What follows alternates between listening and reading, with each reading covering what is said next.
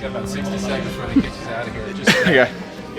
that road trip, just kind of what worked for you, and how'd you get so locked in there late in the trip? Yeah, I think the biggest thing was not trying to do too much of the plate, keeping it short and simple, and kind of being tension free, and putting good swings on the baseball. So obviously it was a good road trip, and biggest thing was that was a huge series win for us in Atlanta against a really good team, and that was good for us to kind of right the ship right there. Obviously the power is huge. Schulte said yesterday, he's a hitter though. He's not just a power hitter. How do you kind of break that down yourself between hitting for power and hitting for average?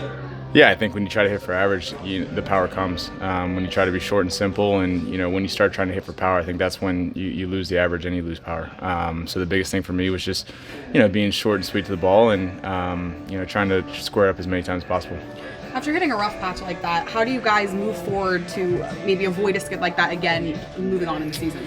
Yeah, I think the biggest thing was just that series against Atlanta. It's a team playing really good baseball at home, and they got Acuna back at that time, so obviously it was just a huge momentum swing for them, and for us to have the series we did, and losing Mike in the middle of it and being able to handle that and bounce back, that was huge for us.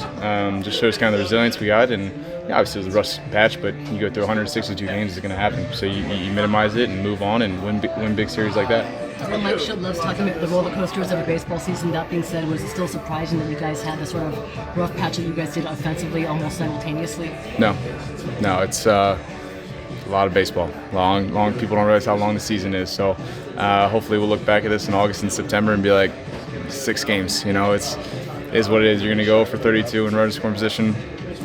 Minimize it, move on.